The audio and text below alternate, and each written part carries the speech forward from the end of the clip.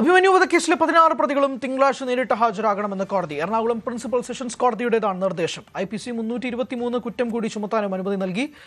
പുതിയ കുറ്റം പ്രതികളെ വായിച്ചു കേൾപ്പിക്കണമെന്ന് കോടതി നിർദ്ദേശിച്ചു. പ്രതികൾ ഹാജരാകാത്തതിൽ കോടതിയുടെ അതൃപ്തി പ്രകടിപ്പിച്ചിരുന്നു. കേസിൽ തുടർ നടപടികളിലേക്ക് തിങ്കളാഴ്ച കടക്കും. SFI നേതാവ് അഭിമന്യു വധക്കേസുമായി ബന്ധപ്പെട്ട് പുതിയൊരു വകുപ്പ് കൂടി ചുമത്താൻ എറണാകുളം പ്രിൻസിപ്പൽ സെഷൻസ് കോടതി നിർദ്ദേശിച്ചിരിക്കുകയാണ്. IPC 323 കൂടി പ്രതികൾക്കെതിരെ ചുമത്താനാണ് കോടതിയുടെ നിർദ്ദേശം. IPC 323 പ്രകാരം സിമ്പിൾ ഹേർട്ടാണ്, അതായത് ആക്രമണത്തിൽ പരിക്കേൽപ്പിക്കലാണ്, കൊലപാതകം, ഗൂഢാലോചന, അന്യായമായി തടഞ്ഞുവെക്കൽ തുടങ്ങിയ ഗുരുതര വകുപ്പുകൾക്കൊപ്പം ഈ വകുപ്പ് കൂടി അഡീഷണലായി ചുമത്തുമെന്നുള്ളതാണ് കോടതിയുടെ നിർദ്ദേശം. അത് മാത്രമല്ല, ഈ പുതിയ കുറ്റം പ്രതികളെ വായിച്ചു കേൾപ്പിക്കുകയും വേണം. ഇന്ന് പ്രതികൾ ആരും കോടതിയിൽ ഹാജരായിരുന്നില്ല. 16 പ്രതികളാണ് ഈ കേസുമായി ബന്ധപ്പെട്ടുണ്ടായിട്ടുള്ളത്. 16 പ്രതികളും ഹാജരാകാത്തതിൽ കോടതി കഠിനമായ അതൃപ്തിയാണ് രേഖപ്പെടുത്തിയത്. ഈ പുതിയ കുറ്റം കോടതി നിർദ്ദേശത്തെ തുടർന്ന്, അതായത് പുതിയ കുറ്റം ആഡ് ചെയ്തത് പ്രതികളെ വായിച്ചു കേൾപ്പിക്കേണ്ടെന്ന സാഹചര്യമുണ്ട്. അത്തരം ഔദ്യോഗികമായിട്ടുള്ള ഒരു നീക്കത്തിന് ശേഷമായിരിക്കും സാക്ഷി വിസ്താരം അടക്കമുള്ള കാര്യങ്ങളിലേക്ക് കടക്കാനാവുക. ഇന്ന് സാക്ഷി വിസ്താരം അടക്കമുള്ള കാര്യങ്ങളിലേക്ക് അടിയന്തരമായി കടക്കാനിരിക്കുകയാണ് പ്രതികളാരും കോടതിയിൽ ഹാജരാകാത്ത സാഹചര്യം ഉണ്ടായിട്ടുള്ളത്. അതുകൊണ്ട് തന്നെ 16 പ്രതികളും തിങ്കളാഴ്ച നിർബന്ധമായും ഹാജരാകണമെന്നാണ് കോടതി കർശന നിർദ്ദേശമായി ഉത്തരവിറക്കിയിരിക്കുന്നത്. ഈ അഭിമന്യു വധക്കേസുമായി ബന്ധപ്പെട്ട് അമ്മ ഭൂപതി നൽകിയ ഹർജിയുടെ അടിസ്ഥാനത്തിൽ ഹൈക്കോടതി 4 മാസത്തിനകം വിചാരണ നടപടികൾ അടിയന്തരമായി പൂർത്തിയാക്കണമെന്ന് എറണാകുളം പ്രിൻസിപ്പൽ സെഷൻസ് കോടതിക്ക് നിർദ്ദേശം നൽകിയിരുന്നു.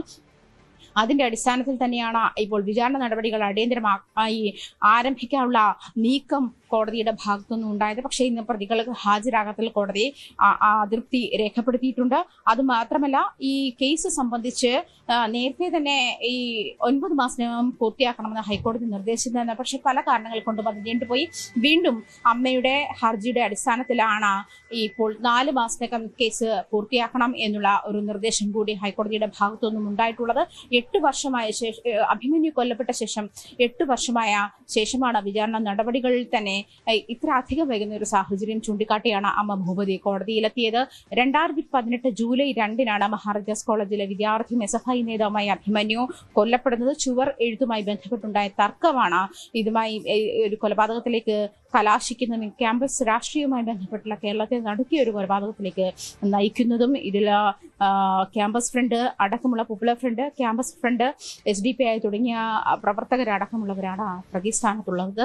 അതിനിടെ വിചാരണ നടപടികൾ നിർത്തിവെക്കണം ആവശ്യപ്പെട്ടുകൊണ്ട് പ്രതികൾ കോടതിയിലെത്തുന്ന സാഹചര്യം ഉണ്ടായി. പക്ഷേ ഇതൊക്കെ തള്ളിയ ശേഷമാണ് ഹൈക്കോടതി അടിയന്തരമായി വിചാരണ നടപടികളിലേക്ക് കടക്കണം എറണാകുളം പ്രിൻസിപ്പൽ സെഷൻസ് കോടതി എന്നുള്ള നിർദ്ദേശം നൽകിയത്.